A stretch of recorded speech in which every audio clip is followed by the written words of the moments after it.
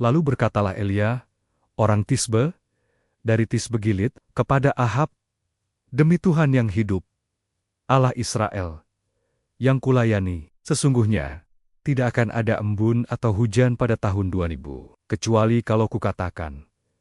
Kemudian datanglah firman Tuhan kepadanya, "Pergilah dari sini, berjalanlah ke timur, dan bersembunyilah di tepi sungai Kerit, di sebelah timur sungai Yordan. Engkau dapat minum dari sungai itu. Dan burung-burung gagak telah kuperintahkan untuk memberi makan engkau di sana." Lalu ia pergi, dan ia melakukan seperti firman Tuhan. Ia pergi dan diam di tepi sungai Kerit, di sebelah timur sungai Yordan. Pada waktu pagi dan petang burung-burung gagak membawa roti dan daging kepadanya. Dan ia minum dari sungai itu. Tetapi sesudah beberapa waktu, sungai itu menjadi kering, sebab hujan tiada turun di negeri itu. Maka datanglah firman Tuhan kepada Elia, "Bersiaplah, pergi ke Sarfat yang termasuk wilayah Sidon, dan diamlah di sana. Ketahuilah, aku telah memerintahkan seorang janda untuk memberi engkau makan."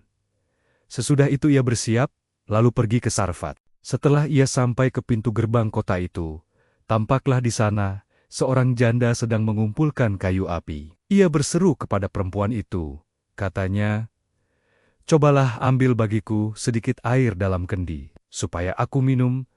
Ketika perempuan itu pergi mengambilnya, ia berseru lagi, "Cobalah ambil juga bagiku sepotong roti." Perempuan itu menjawab, "Demi Tuhan, Allahmu, yang hidup, sesungguhnya tidak ada roti padaku sedikit pun, kecuali segenggam tepung dalam tempayan dan sedikit minyak dalam buli-buli. Dan sekarang, aku sedang mengumpulkan 2-3 potong kayu api, kemudian aku mau pulang dan mengolahnya bagiku dan bagi anakku. Dan setelah kami memakannya, maka kami akan mati."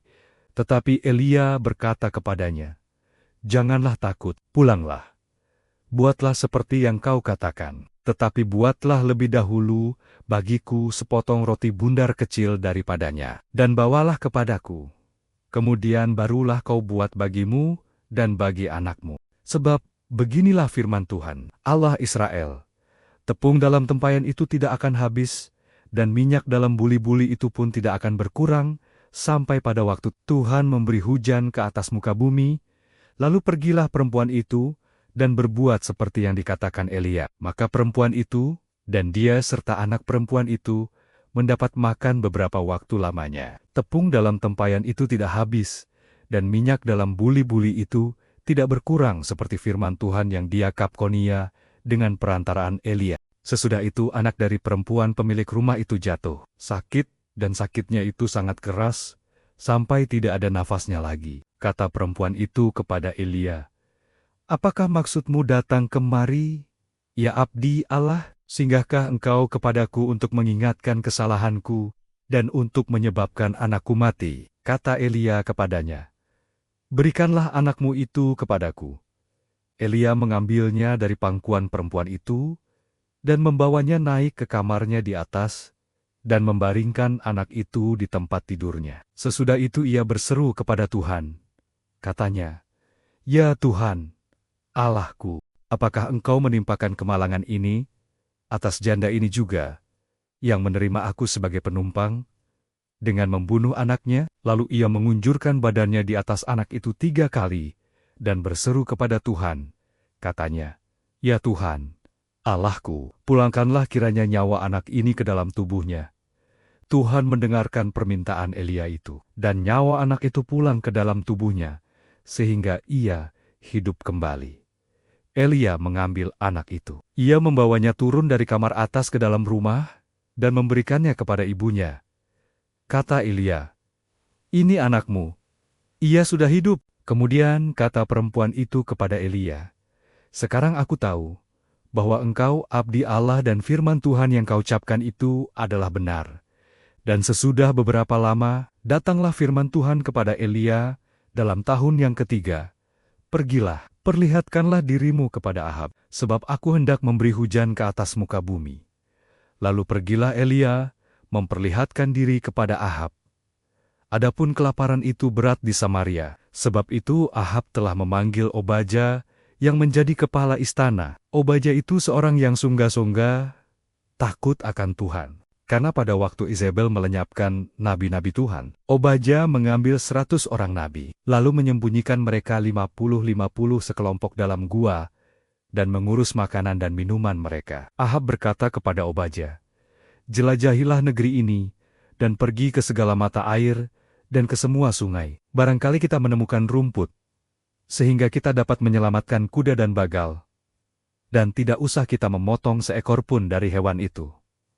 Lalu mereka membagi-bagi tanah itu untuk menjelajahinya. Ahab pergi seorang diri ke arah yang satu, dan Obadya pergi ke arah yang lain. Sedang Obadya di tengah jalan, ia bertemu dengan Elia setelah mengenali dia. Ia sujud serta bertanya, "Engkaukah ini, hai tuanku Elia?"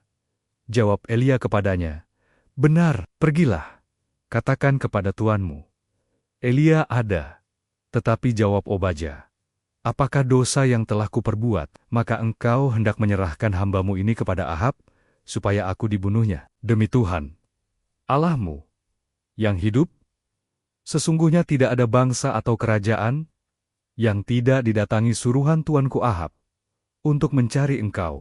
Dan apabila orang berkata, ia tidak ada, maka ia menyuruh kerajaan atau bangsa itu bersumpah bahwa engkau tidak ditemukan di sana. Dan sekarang engkau berkata, pergilah, katakan kepada tuanmu, Elia ada. Mungkin terjadi, apabila aku sudah pergi daripadamu, Roh Tuhan mengangkat engkau ke tempat yang tidak aku ketahui. Kalau aku sampai kepada Ahab untuk memberitahukannya, dan engkau tidak didapatinya, tentulah ia akan membunuh aku.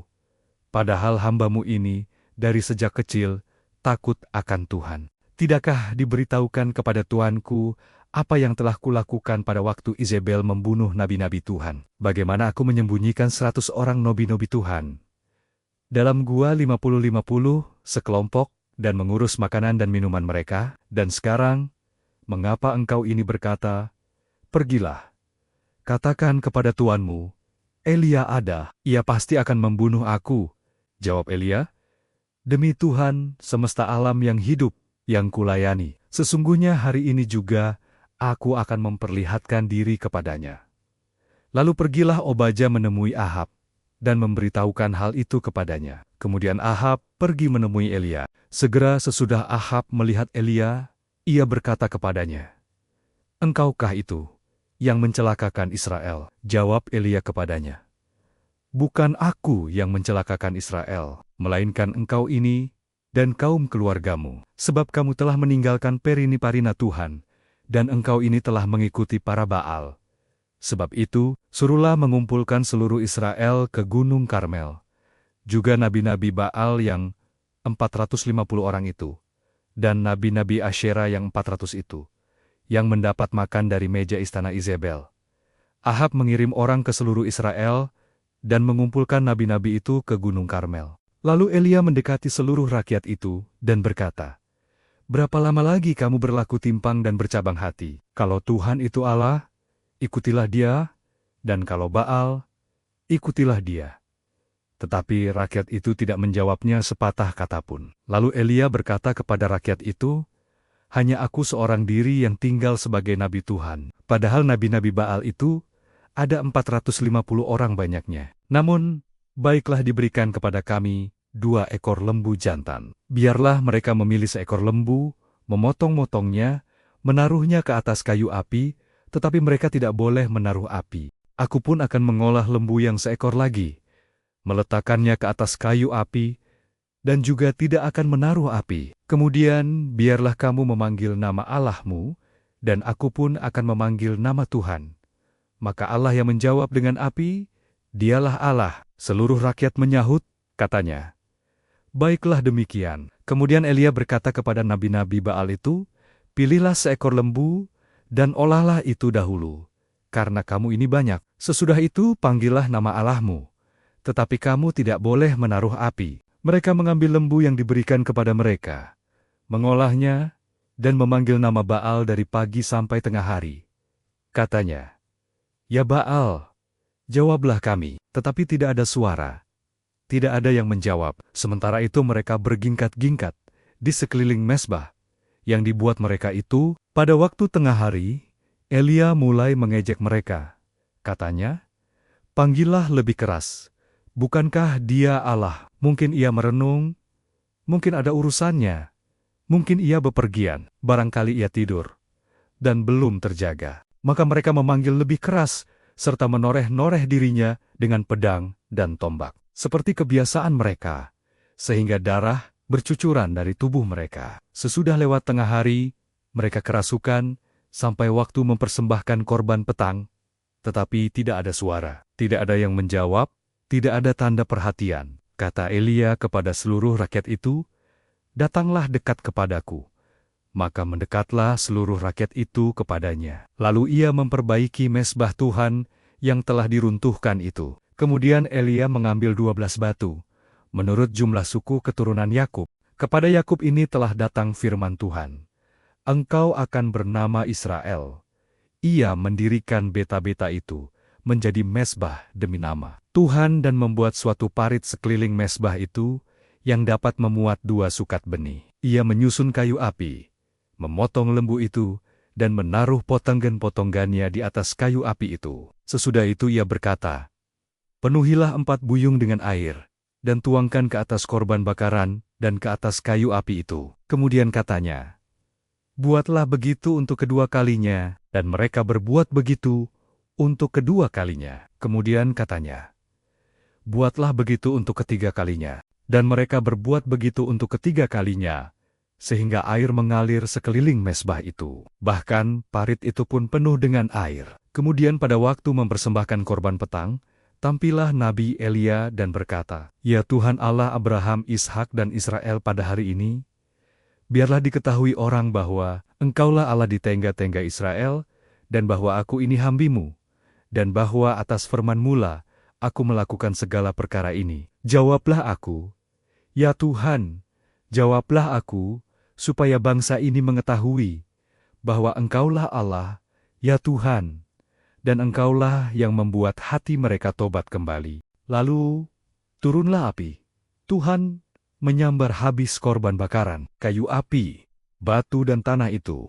Bahkan air yang dalam parit itu habis dijilatnya. Ketika seluruh rakyat melihat kejadian itu, sujudlah mereka serta berkata, "Tuhan, dialah Allah.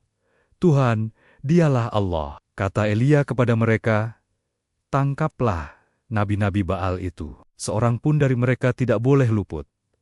Setelah ditangkap, Elia membawa mereka ke sungai Kison dan menyembelih mereka di sana. Kemudian berkatalah Elia kepada Ahab, "Pergilah, makanlah dan minumlah, sebab bunyi derau hujan sudah kedengaran." Lalu Ahab pergi untuk makan dan minum. Tetapi Elia naik ke puncak gunung Karmel.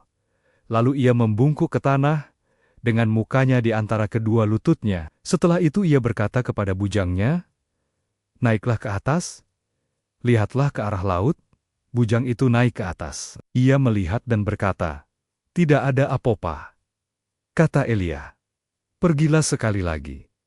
Demikianlah sampai 7 kali. Pada ke-7 kalinya berkatalah bujang itu, "Wah, awan kecil sebesar telapak tangan timbul dari laut." Lalu kata Elia, "Pergilah, katakan kepada Ahab, pasang keretamu, dan turunlah, jangan sampai engkau terhalang oleh hujan." Maka dalam sekejap mata langit menjadi kelam oleh awan badai. Lalu turunlah hujan yang lebat. Ahab naik kereta, lalu pergi ke Yizril. Tetapi kuasa Tuhan berlaku atas Elia. Ia mengikat pinggangnya dan berlari mendahului Ahab sampai ke jalan yang menuju Yizril.